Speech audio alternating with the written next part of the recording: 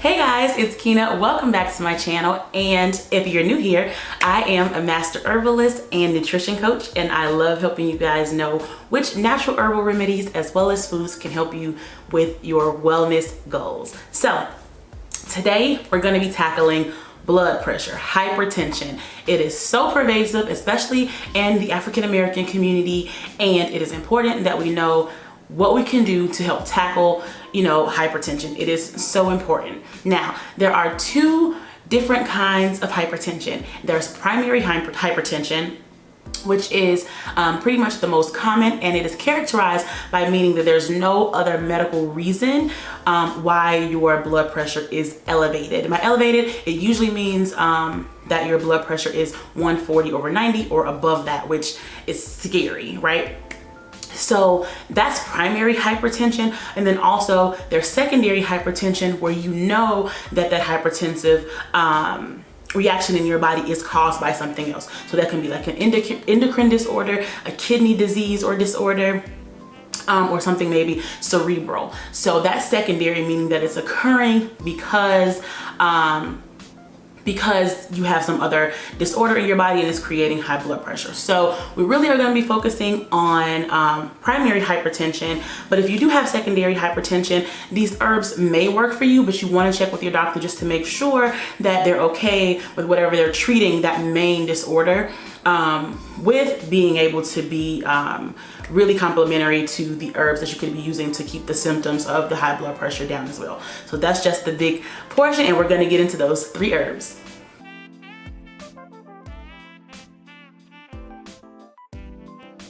Okay, so our first herb for hypertension is going to be Achillea millefolium, which is big old words for yarrow. It's yarrow, Y-A-R-R-O-W. Is the herb that is really good for hypertension.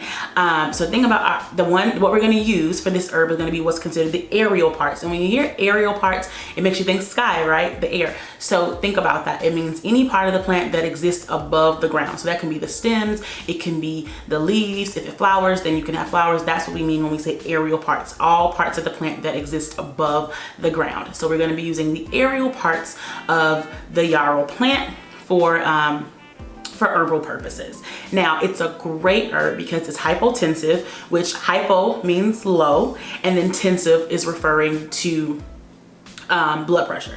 So hypotensive means it's lowering of the blood pressure. So that's why we obviously are wanting this particular herb in this video and in our uses, right? It's diaphoretic, which is a fancy word for it makes you sweat, release heat, it can break a fever. Really, really good for that. It is anti-inflammatory, which we all need anti-inflammatories, right?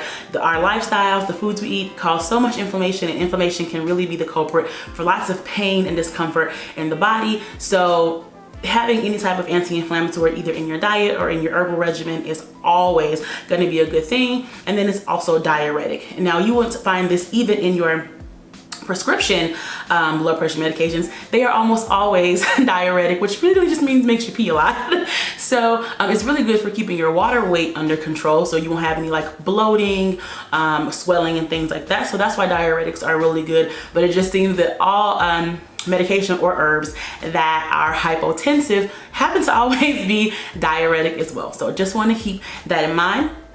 Now, some of the cautions when we're talking about yarrow or Achillea millefolium are that it cannot be used in pregnancy. So I'm sorry if you're pregnant and you have pregnancy related hypertension, you're not going to be able to use yarrow. So you want to stay away from that. And then it is part of the Asteraceae family of plants. Now, people who are allergic to Asteraceae know they're allergic to Asteraceae because they have been since they were a child or when they were born and stuff like that. But if you're allergic to Asteraceae family of plants, do not take yarrow either. And then, but it's also, now the weird thing is, although you can't take it in pregnancy, it's safe to take in lactation. So if you are a lactating mama and you are breastfeeding, you're all good. But pregnancy, it's a no-no. All right. So as far as dosing is concerned, then we're talking about if you're doing a tincture, we're going to do 2 to 4 milliliters up to 3 times a day. And that's basically about half a teaspoon to a whole teaspoon.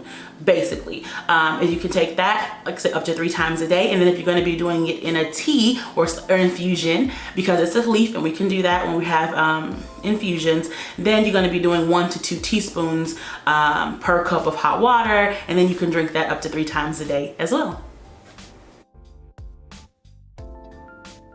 Okay, so our second herb for managing and lowering that blood pressure is gonna be Crataegus laevigata. Mouthful, right? That's just hawthorn. So hawthorn is a plant where we're gonna be able to use both the berries, which is the fruit of that plant, as well as the leaves. They're both really great circulatory tonics for heart health as well as blood pressure. So it's one of my favorites. I love hawthorn berries and leaves because it's just so helpful to your overall cardiovascular health. It can repair the walls of your heart after you've had a heart attack. It's just amazing, and it's really great for lowering blood pressure, which is the point for this particular list.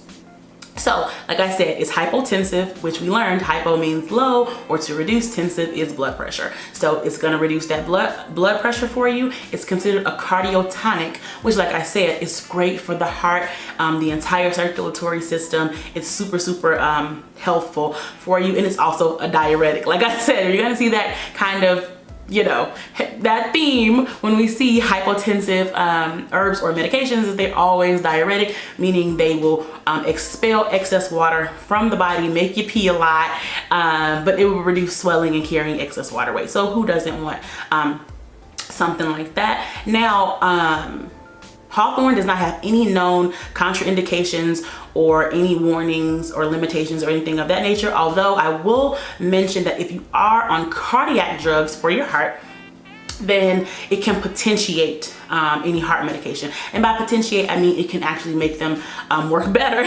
So we want to make sure that if you're on heart medication, that you talk to your doctor and let them know that you're thinking of taking some hawthorn, and just ask them, is it okay with the heart medication that they have you prescribed on.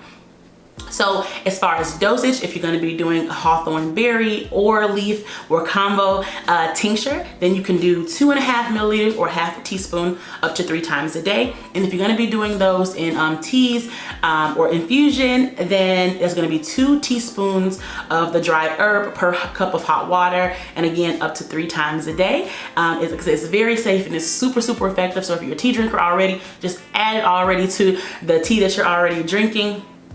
Or if you just want to take it for heart health only, then you can just take those tinctures and you'll be all set. Okay, now our third and final blood pressure lowering herb on today's list is going to be Tilia platyphilus. Again, huge mouthfuls, I'm telling you.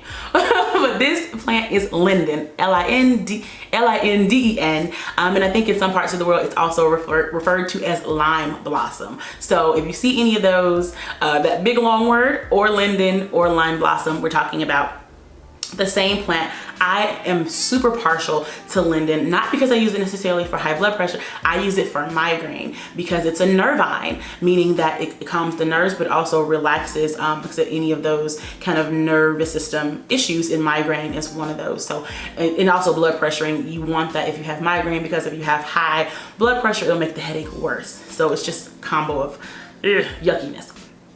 So I love linden for that. We use the dried flower on this plant. So just make sure that, you know, if you're buying it online or something, that it looks like the flower. It doesn't look like roots or dirt or anything weird. It should always be the dried flower of the linden.